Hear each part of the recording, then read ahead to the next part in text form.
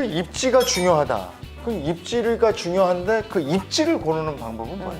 입지는 일단 제가 입지는 첫 번째가 그 상권을 먹여 살린 유효수요. 그러니까 내가 이렇게 예를 들어서 한번 해볼게요. 수강생 사례로 한번 해보겠습니다. 유효 수요가 많아도 딴 길로 돌아다니면 그러게 그 길이 중요하구만. 길이 사람들 어디로 동선이 가? 중요해. 그거를 챙겨봐야 네. 되네. 자, 이야기해볼게요. 네. 길동역 상권에 수강생 투자 사례가 있거든요. 네. 보면은 이제 길동역이다. 그럼 첫 번째 하면 안 되는 게 길동역 상권 와서 아우 길동역보다는 천호역 상권이 좋아. 네. 그렇게 하면 안 돼요. 천호역은 훨씬 비싸잖아요. 네. 그러니까 천호역 내에서 비싸더라도 1등 자리 찾는 거고 아. 길동역이다. 그럼 길동역에서도 1등 자리 찾는 거예요. 네. 그러면 자 일단 내가 상가를 사려고 하는 게 길동역 대로변이다. 비싸잖아요. 네. 그럼 대로변에서는 못 사니까 한 블록 들어간다. 그러니까 대로변에서 한 블록 들어가서 뭐 요길 안쪽 골목길 있죠. 네, 네. 요 라인에서 내가 상가를 사야지라고 마음 먹고 있다면 네. 그러면 여기 이제 예를 들어서 뭐 내가 포인트를 찍는 거죠. 부동산에서 소개를 받았다. 부동산에서 소개받기를 내가 요런 자리를 소개받았다. 그럼 얘랑 비슷한 등급의 경쟁 입지를 선정해서 네. 걔끼리 비교를 하는 거예요. 뭐 중학생 누구가 영어를 잘한다. 그럼 중학생끼리 영어를 비교해야 되는 거지 네. 않습니까? 고등학생, 대학생 데리고 오면 안 되잖아요.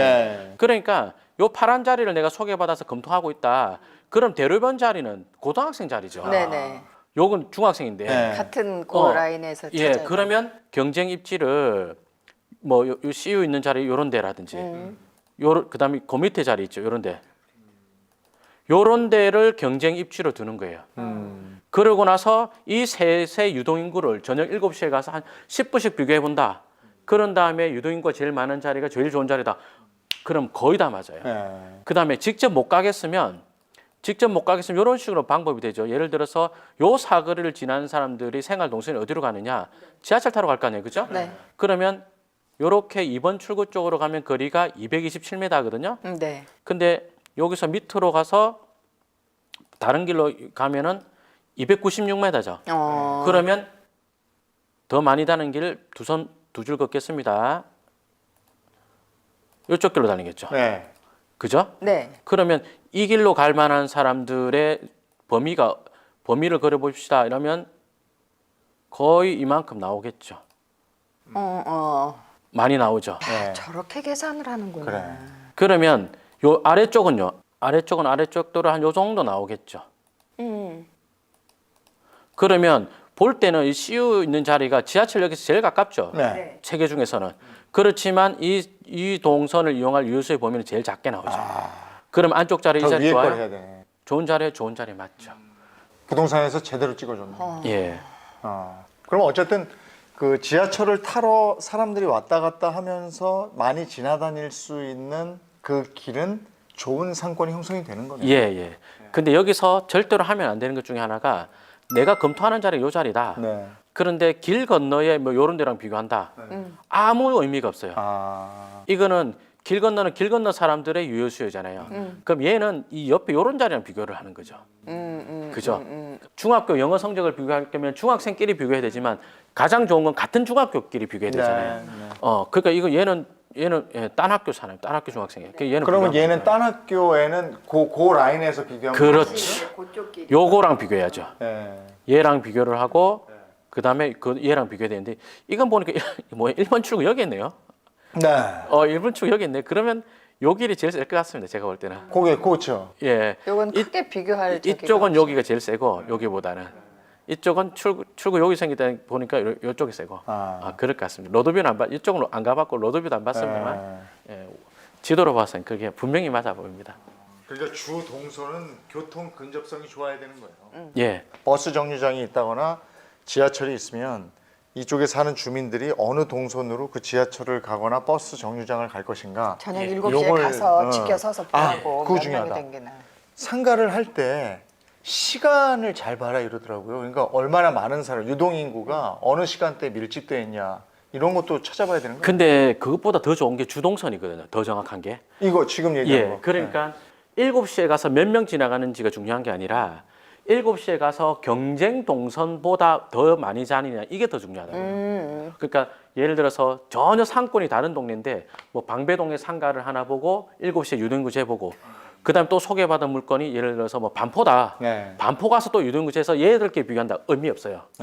자, 우리 같이 상가 이렇게 잘 모르는 분들, 이렇게 처음 투자하려고 하는 사람들, 예. 소액으로도 투자가 가능한지. 소액 가능하죠. 네. 소액 가능하죠. 저만 하더라도 실투자금 1,100만 원 들었는데 아 그래요? 예. 처음 시작하실 때? 아니요. 상가 사례 중에 네. 실투자 금액이 1,100만 원이었는데 제가 한 달에 135만 원 정도 월세 수입이 나고 1,100만 원으로요? 예. 근데 그게 감정가보다 그러니까 경매로 샀거든요. 감정가보다 훨씬 싸게 사고 그다음에 대출 끼고 세입자 보증금 또 받았어요. 아. 그랬죠.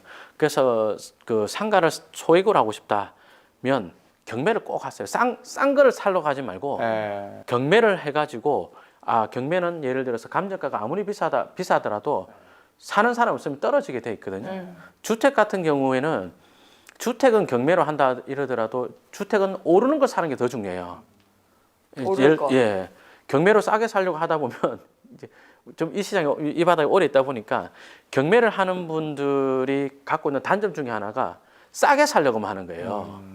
싸게 살려고 하다 보니까 지금 시세가 이건데 요금에 사야지 이런 하다 보니까 아파트를 잘 하지 못하는 경향이 있거든요. 아파트는 아파트는 계속 오르는 추세니까. 올라갈 거 사야 되는데 올라가는 지역은 경매 잘 안 나오거든요.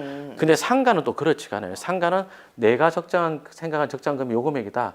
그럼 이 금액까지 떨어지는 것들이 덜어 있어요. 경매를 한다면. 그럼 상가 같은 거는 아파트나 뭐 이런 거에 비해서 대출을 많이 받을 수가 있나요? 대출을 많이 받을 수 그렇지, 있어요. 맞아요. 그런 이점. 예. 그리고 또 범위를 상가에 국한시키지 말고 창고나 공장 같은 걸로 넓히면 그럼 투자금도 어느 정도 들어가지만 수익도 크게 나는 것들이 있어요. 예. 뭐 예를 들어서 9억 정도의 낙찰받은 공장이 있는데 그게 보증금 3천에 월세 300 이상한 월세가 나오거든요. 네. 근데 대출을 끼고 1억 6천 투자했어요. 1억 6천 투자했다가 세입자 보증금 3천 받았고 나중에. 네. 근데 거기는 갖고 있는 호재가 아주 커요. 그 땅값이 너무 많이 올라 버린 거죠. 그래서 한 3년 전에 산 건데 9억에 샀는데 매매가 이야기하는 금액은 20억에 육박할 정도. 그래요. 예. 그 김종률 대표님 거죠. 예. 3배 이상이 올랐어. 3배 이상이 올랐어. 예. 그러니까 그런 물건들이 경매에 나오면 경매하시는 분들은 다 알더라고요. 우리는 모르지. 우리 눈에 아니 이렇게 전문가들이 가서 하시니까 네. 다 이것저것 아시는 분들이. 네. 근데 우리가 대표님 만나기도 쉽지 않고 일반적으로는 공인중개사를 찾아가서 네, 네. 물건을 소개받게 되잖아요. 그럴 때 좋은 상가를 추천받을 수 있는 어떤 질문을 하고 어떤 거를 얻어내야지 공인중개사가 좋은 물건을 추천해 줄 수 있어요. 저는 아예 저 같은 경우는 네. 조금 와닿지 않은 이야기일 수도 있는데 저는 지도를 보고 좋은 자리를 찍은 다음에 네. 이 물건 매매 나오면 연락 주세요. 이거 나오면 연락 주세요. 이래요. 그 계획을 하고 하시는 거예요. 그렇죠. 네. 그러니까 이제 어떻게 사는 거냐면 지도를 보고 내가 요 건물 마음에 들어. 그럼 그걸 콕콕 찍어요. 네. 그래서 혹시 이 자리에 매매 나오면 연락 한번 주시오. 연락 주시오. 그렇게를 여러 개 깔아 놓잖아요. 한두 번 가가지고는 이제 괜찮은 물건이 안 나오거든요. 근데 뭐 땅도 마찬가지고 상가도 마찬가지고 땅은 이제 예를 들어서 여기 IC가 생기고 여기 신도시 추가로 생긴다. 네. 그럼 요 사이에 뭐 한 500평 이상 되는 땅 지도 보면 몇 개 필지 없어요. 요 땅 매매 나오면 연락 한번 주시오 하는 거죠. 그래서 제가 내일 계약할 땅이 무려 10달 기다리신 게. 10달 기다렸더니 이제 드디어 매매하겠다는 나와요. 거예요. 예. 어. 세입자의 만기, 매도자의 뭐 이런저런 사정, 그다음에 가격 협상, 그리고 또 그 땅을 샀을 때 들어오기라는 업체랑 협의 뭐 이런 것들 때문에 10달 걸렸거든요. 근데 그거 한 개 가지고 10달이면 힘들잖아요. 네. 근데 그런 건이 많죠. 지도를 펴놓고 보면. 여러 군데에다가. 예. 근데 그렇지 않고 지역 중개사 사무소에서 물건 주세요 받잖아요. 그러면 물건은 엄청 많죠. 근데 그런 것 중에 눈에 띌 만큼 좋은 거 찾기가 굉장히 힘들어요. 지도 잘 봐야 되겠네. 예. 그래서 조금 처음에는 어렵거든요. 네. 근데 지도 보고 요 정도 사이즈면 내가 할 만해. 예. 예. 그러면 시장 금액이라는 게 있기 때문에 네. 그 시장 금액이라는 게 있기 때문에 뭐 아주 매매가를 할 거면 좋은 입지라고 하더라도요. 그러니까 뭐 아까 길동 같은 경우다. 그럼 길동 대로변의 뒷라인이 있잖아요. 시세라는 게 그 뒷라인 시세라는 게 있기 때문에 제일 좋은 자리가 120하고 나쁜 자리가 90 한단 말이에요. 평균가가 100이라 그러면 그러면 거기서도 가급적이면 비싸도 120짜리 사자는 거예요. 네. 근데 이 분석이 안 되면 시세가 100인데 왜 120이야 이러거든요.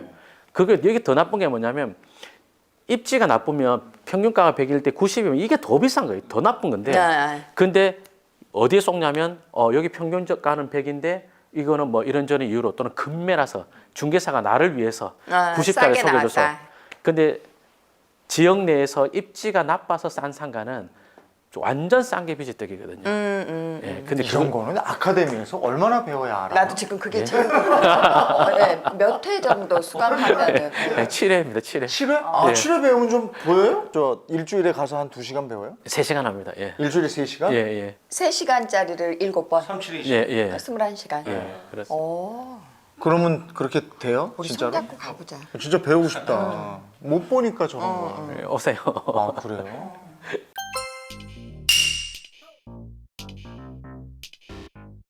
네, 담임쌤의 중년을 위한 부동산 재테크 투자법 하나씩 알아보도록 하겠습니다. 네. 네. 첫 번째는요. 우리 모르잖아. 네. 네.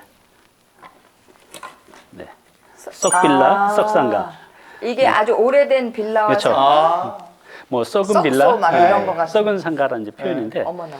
이걸 이제 왜 추천드리냐면 제가 하는 이제 플랫폼에 강사가 있는데 네. 30대 중반의 남자예요. 근데 음식업을 하다가 망했어요. 그래서 이제 전 재산이 한 1,000만 원 정도밖에 안 되는데 그 1,000만 원을 갖고 지금 상가를 38개 정도를 가지고 있어요. 상상이 되세요? 몇 년 동안요? 한 5년? 야. 자, 근데 이제 비싼 건 아니에요. 우리가 보통 상가하면 뭐 한 1억, 2억 생각하시잖아요. 네, 네, 네. 아니에요. 500만 원, 200만 원, 이제 실제 투자금이 뭐 200만 원, 300만 원, 400만 원, 500만 원 거래요. 그걸로 가능해요? 네. 이제 어떤 것들이냐면 예를 들면 네. 뭐 경기도권에 뭐 네. 수원이나 부천이나 부평에 지하에 있는 상가 공실이에요. 그래서 그런 네. 것들이 이제 경매로 나온 것들이 있거든요. 그러면 뭐 1,000만 원 안팎으로 나온 것들도 그렇게 많이 있어요. 그러면 대출을 주택이 아니니까 대출이 가능하거든요. 그래서 이제 대출을 일부 받고 그다음에 거기도 이제 보증금이 있잖아요. 네. 그러면은 그 1,000만 원짜리가 공실이었던 것들을 약간만 수리를 하면 한 월세를 적게는 한 20에서 네. 30을 받을 수 있어요. 생각을 해보세요. 내 돈 1,000만 원도 안 들어서 월세 2, 30만 원 받으면 수익률이 어마어마한 거거든요. 그렇죠. 네. 너무. 그래서 그분이 그렇게 해서 하나씩 월세 나온 거를 받고 그걸 갖고 이제 계속 투자한 게 5년 만에 38개를 만들어냈어요. 자, 이분은 부동산 부자도 몰랐던 분이에요. 그런데 돈은 없었고 그래서 이제 1,000만 원 갖고 이제 시작한 게 지금 38개까지 되는데 이것은 그분뿐만 아니라 누구든지 이제 할 수 있는 거죠. 자, 보세요. 여기 보시면 이제 상가 같은 경우는 우리가 이제 부동산의 이제 사이클을 알 수 있어요. 굉장히 적은 돈으로 내가 이거를 매매를 통해서 사든 경매를 통해서 사든 이것을 내가 이제 취득하는 과정, 또 이걸 만들어 놓고 임차인을 또 확보를 해야 되잖아요. 또 임차인하고 계약을 쓰고 그리고 이걸 월세를 받고 관리를 하고 나중에 이제 매도를 하고 이 적은 돈으로 이 부동산 생태계를 한 번 다 경험할 수가 있는 네. 거죠. 그래서 이를 통해서 이분은 한 3-4번 하면서 상가 박사가 됐어요. 그래서 실제로 이제 강의까지 하십니다. 네. 자, 그 다음에는 고시원 모테로. 자, 고시원은 들어서 알고 계시죠? 네. 알죠. 이게 복잡할 것 같은데. 모텔은 어떻게 생각하세요? 모텔업으로 성공했다는 분도 제가 얘기를 종종 들었어요.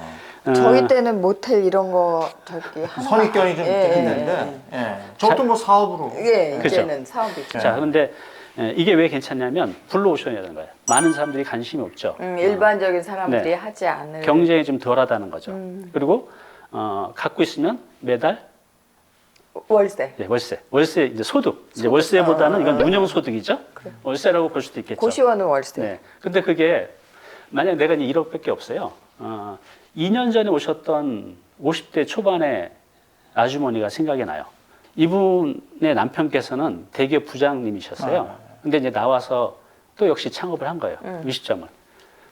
망했어요. 2년 만에. 같이 부부가 같이 했는데 정말 24시간을 하루 종일 매달려서 명절도 없이 그렇게 했는데 망했어요. 그래서 남편께서 당장 이제 애들이 고등학교 대학생이기 때문에 생활비가 필요하잖아요.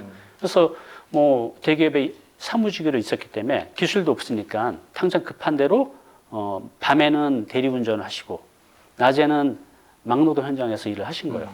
그러니까 이제 밤에 잠이 부족하시니까 이분이 짐을 지고 올라가시다가 1층에서 떨어지신 거예요. 아유. 그래서 이제 다행히 사셨는데 한쪽이 이제 마비가 된 거예요. 그래서 이제 집에 이렇게 누워 계신데, 근데 막막하잖아요. 이분이 이제 부천에 살고 계신데 네. 빌라에 살고 계세요. 한 1억 8천 정도 되는. 근데 그분이 이제 그 회사에서 나오는 보상금 4천만 원, 그 빌라 대출 한 4천만 원 해서 이제 8천만 원을 가지고 다행히 이분이 제가 유튜브에서 했던 고시원을 본 거예요. 이걸로도 수입이 괜찮다. 그래서 이분이 그 8천만 원을 가지고 부천 일대를 정말 6개월을 전부 다 돌아다니면서 조사를 한 거예요. 고시원. 결국은 6개월 만에 하셨죠. 근데 그 6개월이 제가 쉽게 말씀드렸지만 엄청난 고생을 하셨어요. 네. 하루에 그럼요. 3-4개씩을 네. 이제 다리가 부러뜨도록 그렇게 돌아다녔대요. 네. 그래서 하셨는데, 그래서 지금 얼마 정도 수익 나오세요? 라고 여쭤봤는데 8천만 원 갖고 하셨는데 비용 다 제하고 한 280만 원 정도 수입이 생기고 있는 거예요. 다달이. 네, 다달이. 어. 근데 아직도 이제 공실이 몇 개 있어서 그거까지 채워지면 네. 한 300만 원 정도는 가능하다는 거죠. 그래요? 만약 이분이 이런 선택지가 없었다고 하면 정말 막막하죠, 가족들의 삶이. 네, 네. 그래서 이분은 이제 300만 원 가지고 하시는데 아직 좀 부족하죠. 부족한데 그래도 최소한의 이제 생활은 되는 거죠. 그래서 이분이 이제 이걸 안정화 시켜놓고 보통 하루에 한 2-3시간 정도 투자하시거든요. 그래서 오후에는 노인요양원에서 거기서 한 150만 원 수익해서 한 400에서 450 정도를 이제 버는 거죠. 그래서 이 고시원이 이렇게 보면 그분은 좀 잘 된 경우지만 한 20에서 30% 수익을 만들 수가 있어요. 물론 이 고시원도 절대 쉽지는 않아요. 여러 가지 또 애로사항들도 있거든요. 그렇지만 우리가 은퇴 시점에 1억 가지고 할 수 있는 게 뭐가 있겠어요. 그래서 이제 고시원도 그런 면에서 괜찮고, 또 이런 분도 계세요.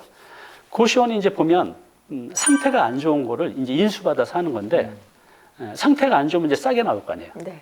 그럼 싸게 나온 거를 이분처럼 잘 운영해서 월세가 임대소득이 100만 원 나오던 걸 300만 원 나오게 만들면 내가 1억에 샀지만 팔 때는 1억 5천에 팔 수도 있고 2억에 팔 수도 있는 거잖아요. 이렇게 자본 가치를 넓힐 수도 있다는 거죠. 그러니까 이제 뭐 수리도 조금 하고 네, 깨끗하게 그렇죠. 하고 뭐 그것도 돈을 많이 들이지 않고 그렇죠. 내가 배워서 조금씩 맞아요. 해가지고 가치를 올리는 거. 일단 이제 내 노동력이 많이 안 들어가고 힘쓸 일이 별로 없다는 거예요. 그래서 이 고시원 같은 경우도 또 적은 돈으로 큰 수익을 만들어낼 수가 있고 또 시장에 신규 진입이 이렇게 쉽지가 않아요. 고시원 같은 경우는 지금 법대로 새로 들어와서는 고시원으로 수익 내기가 힘들어요. 그러니까 시장은 항상 이제 이게 잘 된다면 노동하다 할 텐데 공급이 이제는 현실적으로 힘들어요. 아, 약간 막혀 있고. 네, 막혀 있어요. 새로 신규. 그러니까 기존 거를 내가 하게 되면 내 밥통을 딱 지켜낼 수가 있으니까 괜찮다는 거죠. 물론 이건 분명히 애로사항들이 있어요. 많은 분들이 있고 또 공실에 대한 노력도 해야 되고. 경험자들한테 이건 좀 네. 배워야 될 것 같아요. 네. 네, 그래서 이것도 역시 그 아까 제가 말씀드린 네. 보통 그분은 일주일에 2-3시간 해서 한 1억 한 3천 투자해서 월 한 300에서 400을 벌고 있거든요. 그분이 그 방법에 대해서 이제 강의를 해주셨어요. 제가 하고 있는 그 플랫폼에서. 그래서 그 강의를 들으시면 또 누구든지 그분은 그거 모르고도 하셨는데. 네. 그래서 지금 이제 은퇴자들 중에서 내가 1억 정도 있는데 내 생활비는 한 300 이상 필요하다. 그럼 다른 대안이 없다면 저는 고시원도 괜찮다입니다. 그리고 이제 모텔업 같은 경우는 돈이 좀 이제 있으신 분들이 하면 좋은데 이거는 좀 돈이 많이 필요하죠. 네. 근데 이제 이게 장점이 뭐냐면 대출이 한 80%까지 나와요. 아, 그래요? 네. 그러면 만약에 내가 이제 50억짜리 모텔이 있다. 네. 땅이 있으면 그러면 50억짜리면 10억 정도? 20%만 있으면 네. 취득세 빼고 10억 정도만 10억 있으면 있으면 네. 또 30억짜리면 6억. 그죠? 취득세 빼고. 이건 건물 아니에요? 진짜? 네. 내 땅의 건물이죠. 우리가 이제 부동산 투자를 잘 모르면 어떤 선택을 하면 되냐면요. 서울 수도권에 그냥 오래된 단독주택이나 건물을 사면 돼요. 건물이 아주 오래된 거. 오래된. 네. 우리가 이제 내년에 아까 처음에 질문하셨잖아요. 내년에 아파트 가격이 오를 것 같아요? 떨어질 것 같아요? 올해 부동산 시장. 네. 근데 서울의 이런 주거지역의 땅들은 확실해요. 올라갑니다. 서울의 전 지역에 있는 아무 땅이나 눈을 감고 다 찍은 다음에 그것에 10년, 20년에 그 공시가격을 볼 수 있거든요. 모르겠다. 계속 항상 올라가요. 우상이에요. 전국의 땅이 다. 네, 왜냐하면 특히 서울은 항상 공급이 부족해요. 살려는 사람들이 많죠. 그래서 항상 이제 우상향하기 때문에 이 모텔업 같은 경우도 보통 아까 제가 말씀드린 대로 한 10에서 운영 수익률이 내 자본 투입 대비 10에서 한 20%까지도 만들어낼 수 있는데 내가 운영 중에는 이런 운영 소득이 나오고 또 이걸 내가 1년, 2년, 3년, 4년, 5년 갖고 있게 되면 땅값 상승분. 오르죠. 보통 이제 영등포 같은 데 보면요. 네. 저희 사무실 영등포 있는데 거기가 한 4년 전에 평당 가격이 토지 가격이 한 3천 정도 했었거든요. 네. 자, 거기 빈 땅은 없어요. 지금 제가 말씀드린 거는 오래된 단독이나 오래된 건물, 네. 그 건물 가치가 없는데 땅 가격만 봤을 때 3천만 원 내외였는데 지금 6천만 원 정도 해요. 두 배 올랐어요. 그리고 용산 같은 데도 보면 뭐 원효로 쪽에 보면 한 3년 전에는 네. 거기도 한 3천만 원 초반대 살 수 있었는데 지금 7천만 원이에요. 그러면 그냥 땅만 갖고 있으면 그냥 두 배가 되는 거죠. 물론 이제 서울 전 지역이 다 그렇지 않은데 이제 그런 지역들이 많이 있고 또 그렇지 않은 지역들도 우상향을 해요. 그러면 이런 이제 모텔 같은 경우는 대체로 상업 지역들이 이제 많이 있는데 이제 이런 지역에 내가 3년, 4년, 5년 갖고 있으면 갖고 있는 동안은 운영 소득 네. 10% 이상의 또 나중에 팔 때는 매매 차익.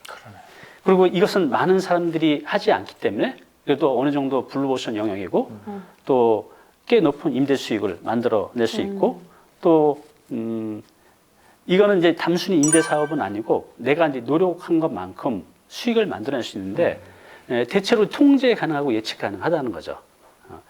대부분 사람이 좀 피하잖아요. 아, 나 모텔로 어디 가서 내가 여간한다 그러면 좀 그렇잖아요. 이제 인식이 많이 달랐어요. 또 고시원 이게 해보신 분은 알아요. 이게 돈이 좀 된다는 걸. 그렇지만 또 거기에 이제 고시원 하다 보면 막 좀 힘드신 분들이 오시다 보니 술 먹고 또 술 안 피우고 그런 걸 한 번 더 경험하게 되면 여성분들 같은 이제 깜짝 놀라서 이제 그만두신 분도 있고. 근데 그런 것들의 단점도 분명히 있지만 아니, 이런 것들을 괜찮아요. 누가 대신 이렇게 운영해주고 이러지 않아요? 이제 고시원 같은 경우는 거기 이제 총무가 있고 또 이제 모텔 같은 경우도 그 매니저를 두고 할 네, 수는 네, 있어요. 네. 근데 보통 비용이 이제 또 나가니까. 대전비가 다. 근데 이제 생계형 창업자 같은 경우는 그 비용도 아까워서 이제 하시는 경우가 있는데 뭐 그분들이 이렇게 비용이 이렇게 많지는 않거든요. 요 모텔 그 고시원 보면 총무라고 있잖아요. 그래서 보통 그 총무한테 방 하나 제공하고 무료로 네. 그다음에 숙식 제공하면서 맡기면 한 100만 원 내외 정도 하더라고요. 네. 다 상황마다 좀 다른데 그러면 내가 4시간 확보하면서 그 총무님 통해서 운영 관리하게 한다고 하면 괜찮죠. 네, 네, 네. 그럴 대신에 것 내가 하면 그 100만 원을 내 거가 되는 거고. 네. 4시간 확보하고 100만 원 포기해도 되고. 네, 그런 방법. 그래서 이 방법이 있고요. 이제 마지막 이제 첫 번째.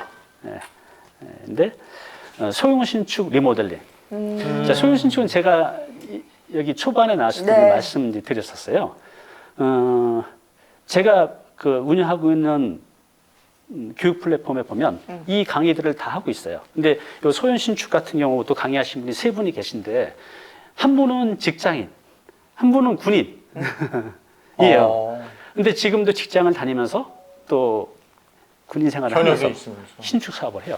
그래서 그분들이 실제로 본인들이 본 돈을 다 이렇게 오픈했지만 그 이분들이 불과 3, 4년 전만 해도 이렇게 상담 왔었어요. 저 어떻게 돈 벌어야 돼요? 그랬던 분이 노력해서 그 한 분은 3억 8천 가지고 시작하신 게 지금 이제 38억 정도, 10배가 됐죠. 이야. 그래서 이 소형 신축이나 리모델링 같은 경우는 단순히 그냥 먹고 사는 정도가 아니라 부를 크게 쌓을 수 있는 방법이죠. 근데 어렵죠. 네. 네. 그래서 이게 진입장벽이 다 있어요. 꼬마 빌딩 얘기하는 거 아니에요? 소형 신축 리모델링. 그렇죠. 네. 우리가 이제 소형 신축이 주택으로 할 수도 있고 뭐 상가로 할 수도 있고 상가 주택으로도 할 수가 있는데 보통 이것도 이제 대출이 막혀 있지는 않아요. 우리가 이제 주택을 사서 신축을 할 때도 여러 가지 방법이 있는데 주택에 대해서는 대출이 막혀져 있지만 이제 철거를 하고 이제 나대지 상태에서는 대출이 땅이니까 대출이 가능하거든요. 그래서 이것도 역시 땅에서 한 70% 또 건물 질 때 또 대출 70% 은행권에서 받을 수가 있어요. 그럼 이것도 내 돈 한 30% 이내로 가능하거든요. 그래서 이렇게 사는 방법이 있고, 리모델링은 이게 뭐냐면 단순히 이제 인테리어가 아니라 왜 이렇게 동네나 아니면 상업지역이나 시내에 보면 구도심 같은데 네. 오래된 건물인데 그걸 예쁘게 리모델링해서 신축하지 않고 네. 리모델링이나 용도 변경을 통해서 가치를 높이는 이제 방법이 있죠. 제가 아시는 분이 이제 어떻게 돈을 이제 버시냐면 이분은 빵집을 해요. 빵집을 하는데 굉장히 짧은 시간에 돈을 어떻게 버는지 한번 보세요. 자, 3층짜리 건물을 매입을 했어요. 위치가 안 좋아요. 건물도 무시하게 오래됐어요. 한 50년 된 거. 그래서 이분이 그것을 어떻게 했냐면 본인이 들어가서 이제 빵집을 한 거예요. 그래서 1층은 본인이 빵집을 하고 2층, 3층은 리모델링 한 다음에 임차인을 둔 거죠. 사무실로. 그래서 원래 월세가 시세대로 하면 한 300도 채 안 나오던 거를 600 이상 나오게 만들어 놨어요. 똑같은 건물에서요. 네. 살린 거죠, 건물을. 물론 이제 그 과정은 용도 변경도 필요하고 리모델링이라는 절차가 필요하고 네. 그다음에 또 임차인을 확보하는 과정들이 필요한데 네. 이것들이 이제 초보자한테 굉장히 좀 막연하고 어려운 거지만 이것도 다 해낼 수가 있어요. 그러면 자, 서울에서 내가 원래 300만 원 나오는 상가 주택 아니면 상가 건물에서 이것을 내가 노력으로 100만 원을 더 나오게 만들었다고 해볼게요. 네. 그럼 300만 원 나오던 게 400만 원 나오면 100만 원이 더 나오잖아요. 자, 1년이면은 네, 1,200만 원이에요. 그렇죠. 그러면 100만 원의 가치가 내가 매매를 할 때는 얼마 정도가 될까요?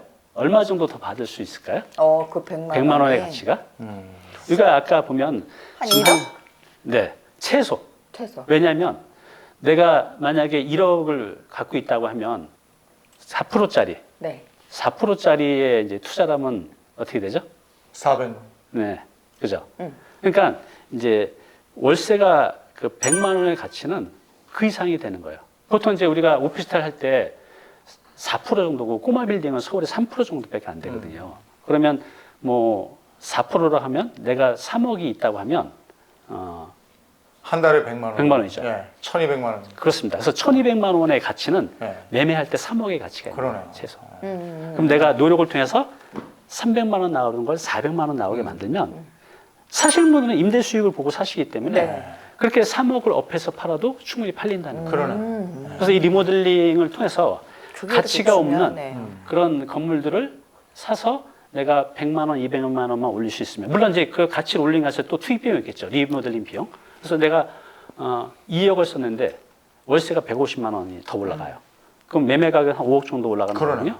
그래도 3억 남는 거죠. 운영 중에 임대소득, 매매할 때는 매매 차익.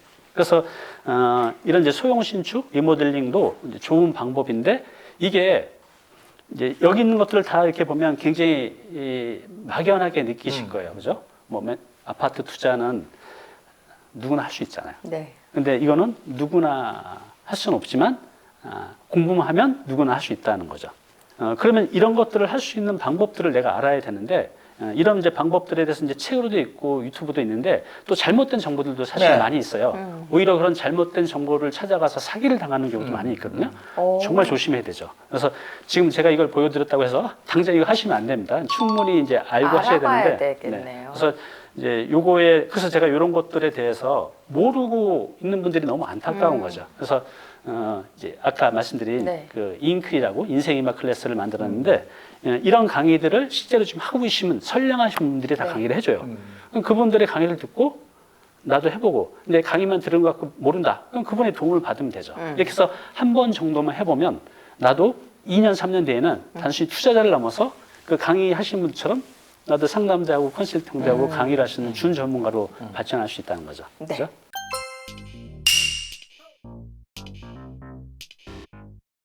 아니 근데 그러면 이제 내가 그런 건물을 염두에 뒀다 그러면 네.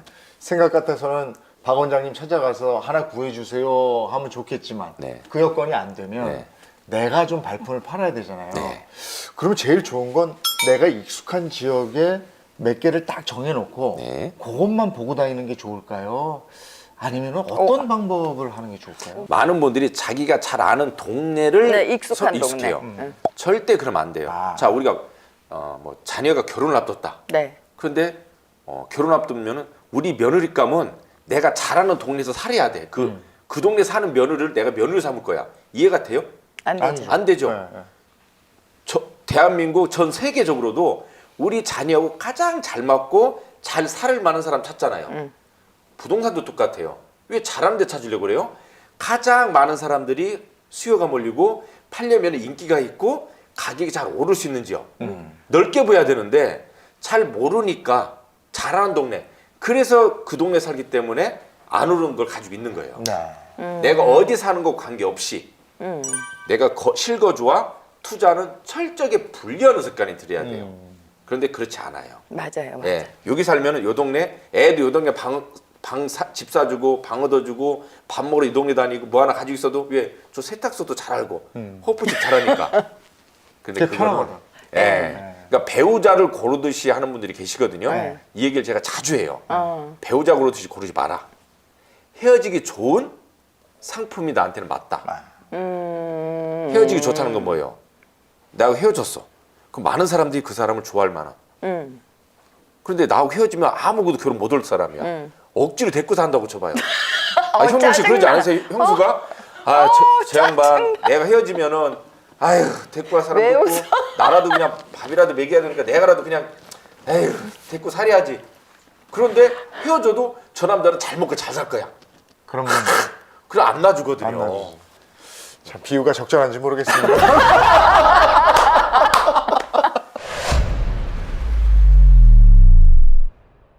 제가 또 자주 쓰는 말이 있습니다. 네. 한번 읽어보시겠습니까? 내 성공적인 빌딩 투자를 위한 2.5 법칙? 그렇죠. 자, 이거는 꼭 법칙으로 이것만 또 알고 보면은 어느 부동산을 사더라도 네. 또 저는 부동산을 떠나서 뭘 정말 인터넷으로 하든 뭘 치드 가더라도 한 번 더 중고차를 사는 것도 저는 마찬가지로 봐요. 아, 이걸 다 적용시킬 수가 있어요? 비슷하다 보셔야 돼요. 어. 자, 그러면 하나 먼저 떼보시겠어요? 자, 한번 제가 떼보세요. 떼어도 한번 잘 한번 떼보세요. 네. 네. 아우 우아하게 떼시네요.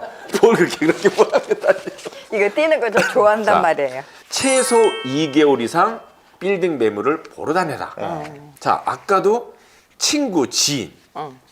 친구 얘기 듣기 전에 시세 9억짜리 13억에 샀잖아요. 네. 정말 2개월 동안에 다가구를 보러 다녔으면 그분이 그런 실수했을까요? 안 하죠. 안 했지. 이랬겠죠. 네가 다 알아서 좀 했겠지. 예, 예, 예. 알아서 했겠지 믿었던 거죠. 네. 사기는 믿은 사람한테 당합니다. 네, 맞아요. 제가 5천만 원 빌려달라면 안 빌려줄 거 아니에요.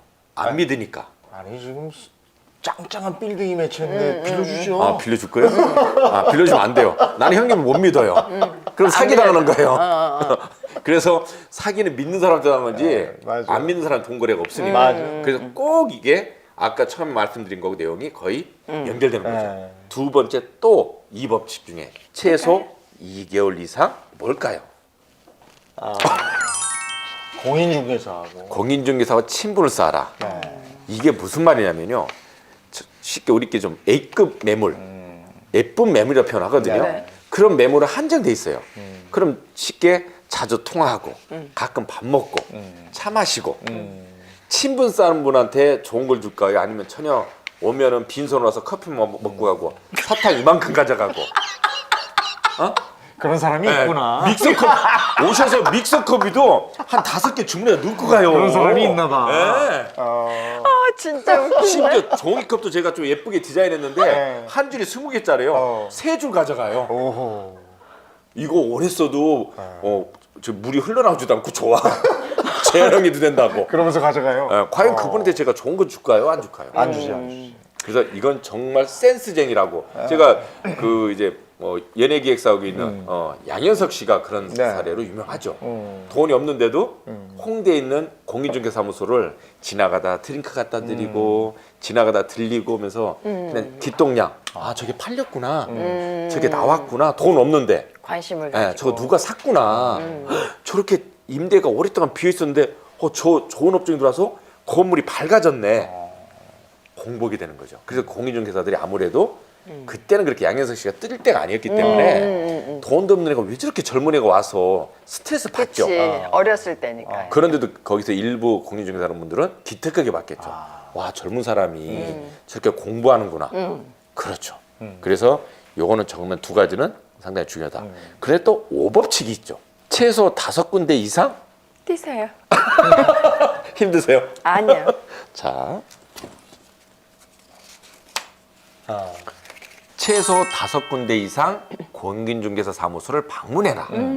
그럼 보면 2개월 이상 매물을 보러 다녀라. 그 다음에 2개월 이상 공인중개사라고 친분을 쌓아라. 그리고 5군데의 공인중개사를 2개월 동안 친했다고 쳐봐요. 한 군데가 아니고. 그러면은 벌써 나한테 좋은 백데이터를 줄 사람이 많은 거죠. 네. 또 사실 계약을 하기 전에는 내가 중개보수나 사실 뭐 그렇게 돈 나갈 게 없잖아요. 네. 그런 발품은 꼭 필요해요. 이건 제가 볼 때는 제 경험상 확률적으로 실패할 확률은 떨어져요.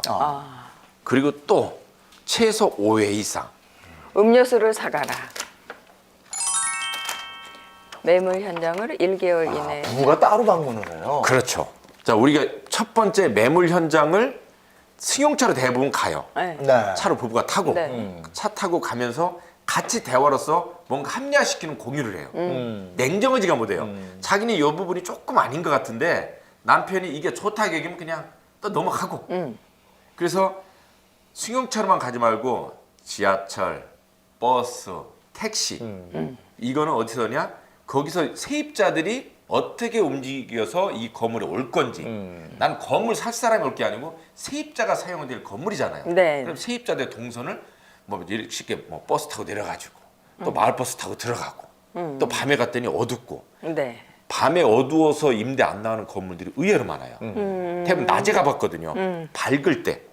그래서 내가 저녁 때도 와볼 걸. 너무 잘못했네. 그리고 부부가 따로 현장을 가보고 요일별로 다르게. 남편은 퇴근 이후면 퇴근 이후에 가보고 난 낮에 가보고. 네. 그걸 치합해서 둘이 대화를 하잖아요. 현장 가면서 공유가 아니고 갔다 와서 냉정하게 장단점을 얘기하면은 정말 처음에는 한 30분, 1시간 동안 분쟁이 생겨요. 부부끼리 싸워요. 막 아니야, 당신 건 잘못 알고 있어. 시간 지나면서 이제 공부를 그게 맞았다. 틀렸다. 그래서 대부분 부부가 같이 사는 경우는 이렇게. 그럼 저는 어떻게 할까요? 우리 와이프가 이렇게 할까요, 안 할까요? 안 해요. 안 하죠. 네. 저희 와이프가 지금 2박 3일 골프 놀러 갔거든요, 친구들하고. 저는 어제 햄버거 먹었습니다, 집에서. 제가 SNS 올렸습니다. 저는 이렇게 산다고. 그래서 이제 햄버거 찍어서 올렸는데 우리 와이프는 제가 다 하다 보니까 개입을 안 하는 게 낫습니다. 부동산 전문가 와이프는 돈을 쓰면 되죠. 그래. 그럼 버는 사람이 있으면 쓰는 사람이 있는 이 거야. 집 같이. 혹시 우리 와이프 아세요? 많이 써요. 일 많이 또 하셔야 돼요. 최소 5군데 이상 요게 중요하다. 자, 대부분 본인들 은행 있죠, 거래은행. 네. 네. 그러니까 제가 강의할 때 물어봐요. 주거래은행 있으신 분 오면은 막 손 들어요. 네. 나 주거래은행 있다. 자주 가는 은행을 주거래은행으로 착각하는 분들이 의외로 많아요. 은행에서는 자기를 주 고객으로 생각 안 해요. VIP로 생각 안 해요. 그런데 본인만 그냥 나 이 은행을 30년 이용했어. 네. 가니까 직원들이 알아. 네. 반겨지니까 사모님 오셨어요? 네. 대표님 오셨어요? 이게 자기를 VIP 대접하는 줄 알아요. 그게 아니에요. 당신 왜 왔어? 스마트폰으로 하지. 이체도 스마트폰으로 하고 인출도 하지 왜 왔어? 성가쉽게. 그래서 또 금리도 달라요. 내가 거래하는 은행 있잖아요. 은행에서 내가 대출 알아보는데 금리가 이 정도 대출 나온다겠어. 그럼 내가 주거래 은행이니까 다른 은행보다 이 은행이 뭔가 금리도 쌀 거고 뭔가 대출 많이 나올 게 뭔가 나를 편히 돼서 일해줬겠지라고 생각을 해요. 그 확률적으로인데 대부분 아니에요. 대출 금리도 은행마다 경쟁을 시켜야 돼요. 내가 대출을 내가 어느 은행에서 얼마 있거든? 금리 연 몇 프로야? 너희 은행 좀 싸게 해줄래? 내가 3.2% 써. 3.1% 해준다면 내가 갈아탈게. 예금 금리도 마찬가지예요. 너무 싸. 조금 더 조건을 내줘. 정기금도 너무 싸다. 내가 타은행 올 때는 금리 좀 더 준다고 한다. 그러면 은행은 무조건.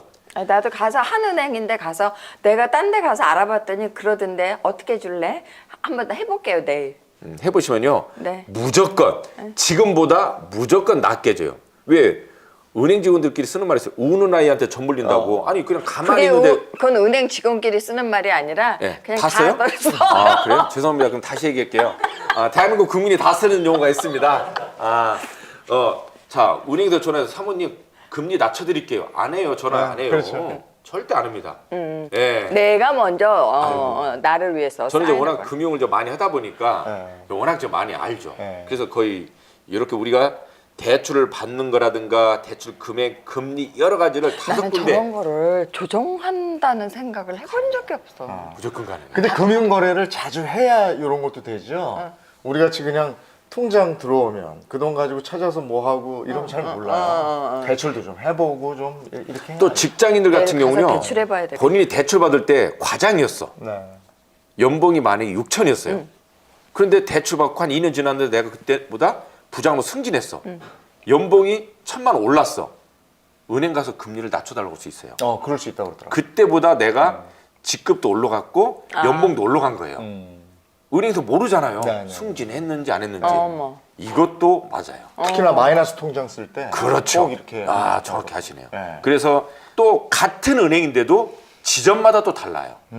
그거 이해가 안 되죠. 네. 아니 어떻게 같은 은행 모두 똑같을 거 아니냐? 네. 아니에요. 그 담당자가 이 고객을 타 은행으로 뺏기지 않기 위해서 나름대로 뭔가를 하죠. 자, 저희가 요즘 같은 때 부동산을 좀 내가 가지고 있는 집 한 채인데 이걸 좀 어떻게 수익성 있는 것으로 갈아타 볼까 하시는 분들을 위해서 네. 집값을 가지고 내가 마련할 수 있는 집도 살면서 내가 살면서 월세도 받고 이런 방법을 한번 알아봤어요. 네, 정말 많은 사람들의 꿈이기도 하잖아요, 요즘. 그렇죠. 네. 네.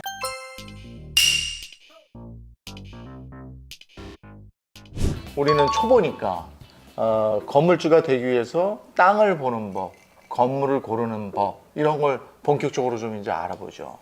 그러니까 일단 제일 먼저 건물주가 되기로 했다. 뭐 개인이 하든 공동 투자를 하든 그래서 결정을 했으면 다시 한번 말씀드렸다시피 제일 중요한 건 마음이 먼저 중요하다 했잖아요. 일단 첫 번째로 내가 그러려면 고진감래라고 고생 끝에 낙이 온다고 여기도 그냥 돈 벌려 하면 안 되고 많이 알아야 돼요.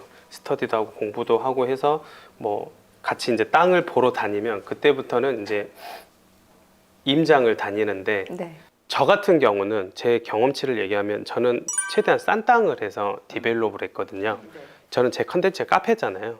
그래서 제일 싼 땅을 제가 이제 엑싯을 벌써 한 3개를 했는데 다 싼 땅을 뭐 이를테면 700에 사서 1800에 매각을 했다든지 뭐 공릉 같은 경우는 2,400을 땅값을 사서 8,500에 팔았거든요. 몇 배야. 네. 그리고 또 어떤 건물은 4,300에 팔아서 막 9,000에 팔고 막 이랬거든요. 그러니까 그거가 이렇게 확 이렇게 띄우려면 네, 입 벌어지시는. 그 건물의 가치를 높이는 거예요. 네, 네. 맞아요. 건물의 가치를. 근데 일단은 우리는 처음에 땅을 본다는 것이 임장을 할 때 입지를 보잖아요. 맞아요. 그래서 되도록이면 길가에 코너에 뭐 이런 걸 본단 말이에요. 근데 가보면 항상 비싸. 그치. 그러니까 못 사. 예, 예. 근데 그게 아니란 얘기잖아요. 그렇죠. 네. 그러니까 이제 물론 돈이 많아서 전 이제 돈 없는 소액 투자자들 저는 위한 컨텐츠고 돈이 많은 사람들은 그런 데 사면 좋죠. 부럽네요. 예, 걱정도 없이. 그죠. 아, 여기 그쵸. 때문에 사면 돼. 예. 그렇죠. 이거 뭐 근데 그런 최소한의 돈으로. 최소한 돈으로 최대 효과를 우리는 내야 되니까.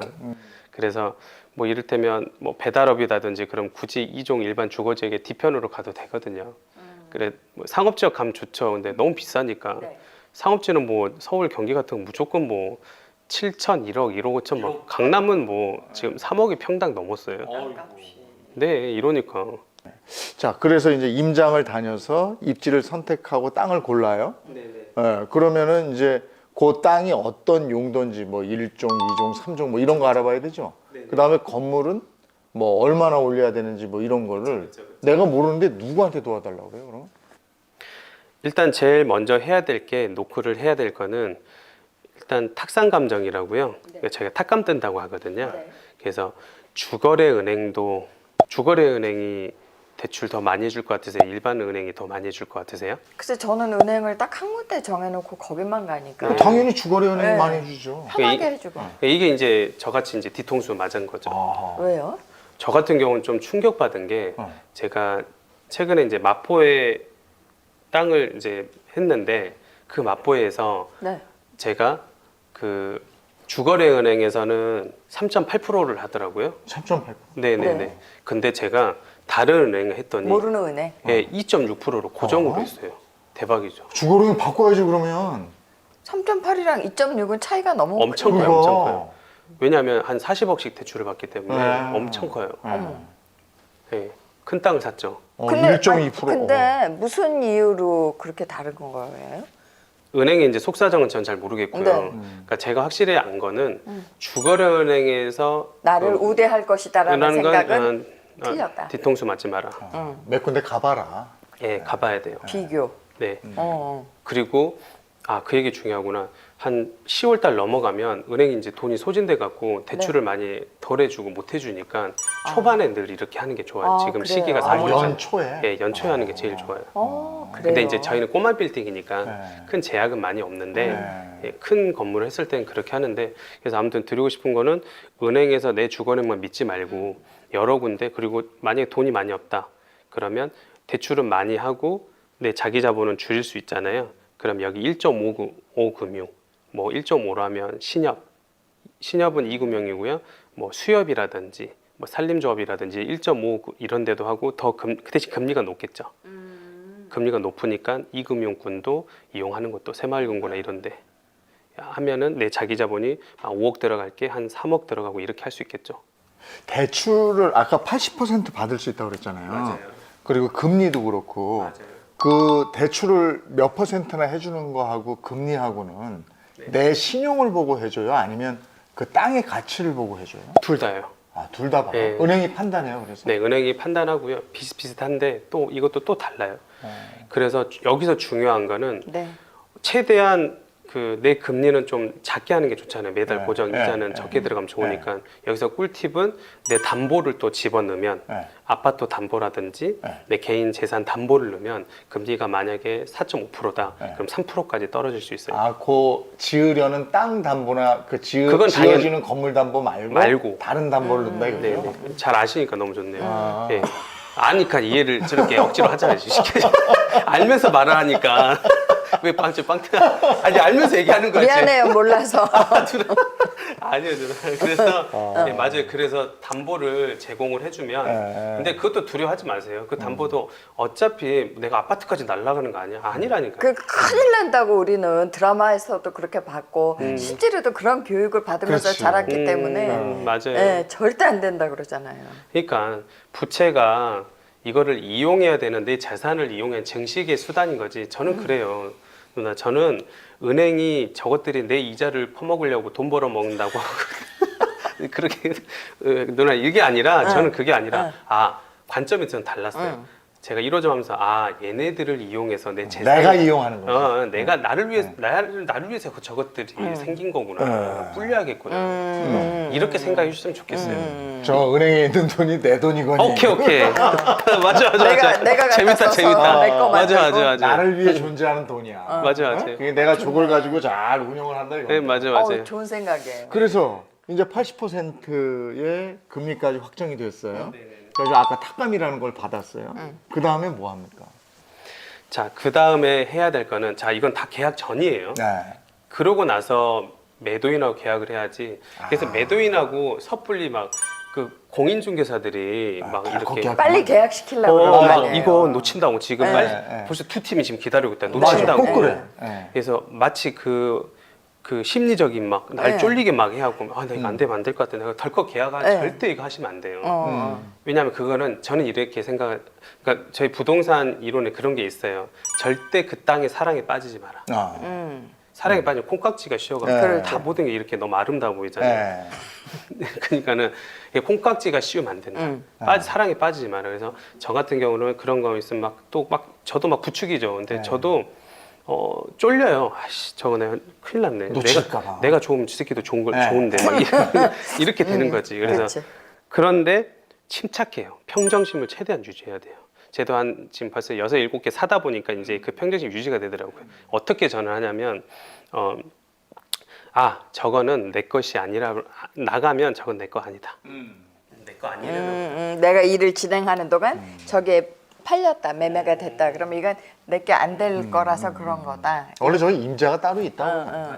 근데 기다렸다가 내가 프로세스대로 하나씩 해서 딱 계약을 하면 저건 내 거다 하면 진짜 내 거가 되는 건데 제가 드리고 싶은 말씀은 그리고 나서 아까쯤에 계약을 하기 전에 이제 금융을 알아봤으면 금리 이제 자기 자본 내 돈이 얼마다 너 이자가 얼마 나와요 금리 몇 프로예요 돈 감정가에서 80%거든요 매가에서 80%가 아니에요 그러니까 매매가가 5억인데 네, 만약에 5억인데 10억이라 치자고 10억인데 감정가가 8억이 나오면 8억에 대한 80% 70% 이렇게 나와요. 그렇게 예. 계산하는 거예요. 매매가에서 계산하면 실수예요. 자기 자본이 이제 내 돈이 안 맞는 거야.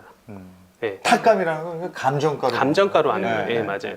그래서 거기서 70%, 80%, 90%까지 나오는 그러니까 80%로 평균으로 잡으면 그래서 결국은 이 감정가에서 했으면 끝났으면 그 다음에 이제 건축 설계사에서 미리 이렇게 알아놨겠죠? 미리 알아놔야 돼요.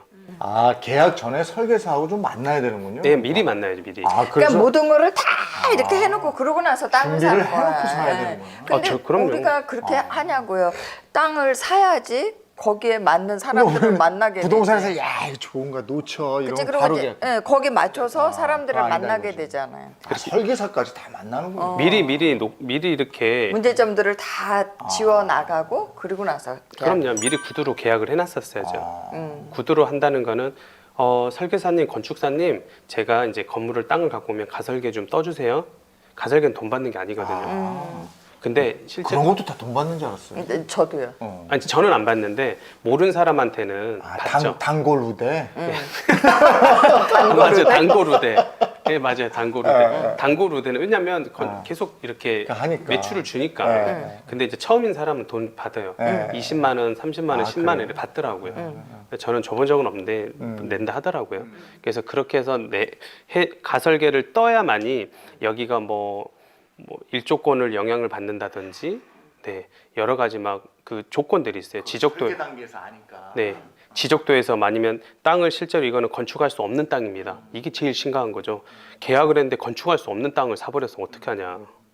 그건 말도 안 되는 일인데. 그럴 수도 있지. 의외로 그런 일이 또 생기기도 하더라고요. 저희 아버지가 예전에 땅 샀는데 맹지더라니까. 그러니까 길이 없더라니까. 죄송 안 웃을게요. 저는 못 웃겠어요. 그래서 그 땅 어떻게 했어요? 아, 아직도 있어요. 아 진짜요? 맹지로? 이걸 어떡하겠어. 사는 사람도. 나죠. 응? 드릴까? 이게 뭐 빵을 주고받는 건가요?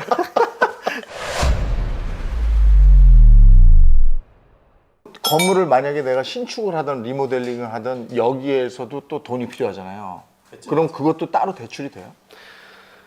좋은 질문이신데 리모델링은 대출이 안 나와요. 아, 그래요? 땅 대출만 나와요. 리모델링도 돈 많이 들던데. 그쵸. 그래서 저는 이제 한 3명, 4명이서 모이면 저는 차라리 시공을 하는 게 그래서 각각 역할 분담을 하는 게 좋아요. 네, 역할 분담을 해서 차라리 시공에서 전문적으로 움직일 사람은 시공 쪽에서 움직이고 이런 식으로 각각 역할을 하는 게 제일 좋아요. 근데 우리는 그게 또 인허가 과정이 굉장히 복잡하다면서요. 그쵸.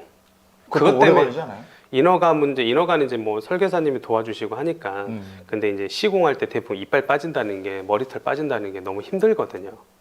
공사하는 자체가. 네, 공사가 너무 힘들어요. 그렇지, 우리 잘 모르니까. 네, 그리고 이렇게 눈탱이 보는 경우도 되게 아, 많고. 그렇지. 이제 전문 용어가 나왔는데 눈탱이는 아, 이제 여기서 100만 원 정도면 될 거를 한 300만 원씩 막 이렇게. 꼭 그리고 풀려서, 그리고 무조건 추가 떠요. 아. 공사이고 그러니까 이미 돈을 계약하고 돈을 줘버리잖아요. 그럼 시공사가 갑이에요. 아, 네. 돈을 바로 줘버리면 안 되겠네요. 아니 이제 공사를 한다니까 줘야죠. 공사 다 끝나면 준다고.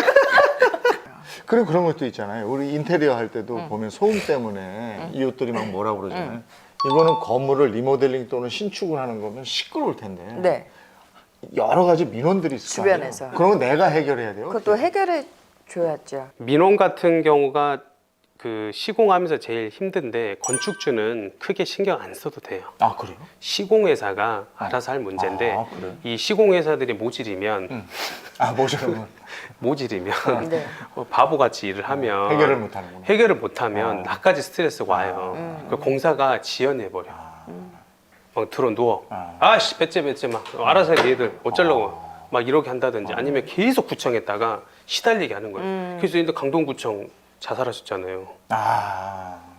너무너무 힘들어서. 예, 민원인들이 제일 고통받는데, 그래서 저희 같은 경우는 저는 시공회사를 제가 갖고 있거든요. 저희 같은 경우는 어떻게 하냐면 일단 인근에, 그것도 건축주가 팁을 주는 게 좋을 것 같아요. 시공회사 만났을 때 어떻게 민원을 어떻게 처리하실 거예요? 막 이런 거 물어보는 거죠. 그래서 이 영상을 보고 이제 좀 아는 척은 할 수는 있잖아요. 그래서 저희 같은 경우는 일단 인근에 반경이 있는 분들을 바카스든 뭐든 다 인사를 먼저 드려요. 또 가는 게 있어야 또 오는 게 있는 거야. 네, 그래서 할 건데 좀 시끄러울 건데 해서 읍소하고 잘하고 막 계속 인사드리고 그러는 거예요. 근데 이제 그러다가 종종 이제 와갖고 아 여기 지금 이거 굴착기 파다가 소리 났는데 나 우리 화장실이 갑자기 화장실이 안 된다고. 그런 경우도 있지. 그러면 화장실 그냥 이제 공짜로 고쳐주라 이거예요. 예. 그래서 공짜로 화장실도 고쳐주고 변기도 갈아주고. 말도 안 돼. 거기서 또 안 하겠다고 막 그러면 더 골치 아파지니까. 충돌이 생기니까. 그래서 최대한 그 민원 비용을 저희도 이제 마포에 이런 비용을 좀 빼놨어요. 한 2천만 원씩 이렇게 빼놔요. 그렇게 많이요? 네. 이제 조그만 건물이만 1,000만 원을 빼놓으면 되죠. 이제 그래서 요 정도 비용 빼놓고 이제 조그만 건물을 한 1,000만 원을 빼놓으면 될 것 같아요. 요 정도 코딱지 많은 건물 하는 사람들이 얼마나 죽이는 살리나 하겠어요. 다 좀 먹고 살자고 하는 사람들인데 큰 건물일수록 돈은 더 많이 들어가겠죠. 그렇게 해서 민원 처리 비용을 따로 빼놔요. 그래서 문제가 안 되게끔 최대한 하는 거죠. 이렇게 해서 건물이 어렵게 완성이 됐어요. 건물을 이쁘게 다 완성한 다음에 그 다음에 월세 받고 새를 놔야죠. 근데 그것도 또 임대 문의 같은 경우는 다시 한번 말씀드리면 제가 상업용 건물에 최대한 리스크 해지를 해야 되는 건 공실이에요. 공실만 아니면 리스크 하나도 없어요. 상업용. 그러니까 제가 하라는 거예요. 그래서 제가 일반 돈이 있는 분은 웬만하면 안 하는 게 좋아요. 근데 창업자 이 안에 채울 수 있는 사람하고 같이 하는 게 좋아요. 이렇게요.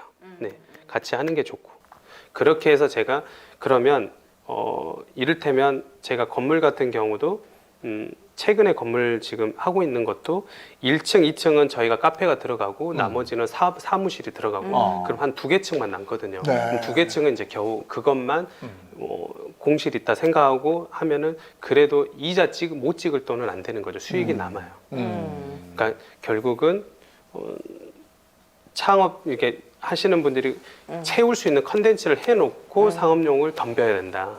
안 그러면 투기로 하면은 낭패를 볼 수 있다. 네. 그 얘기 제가 해드리는 거죠.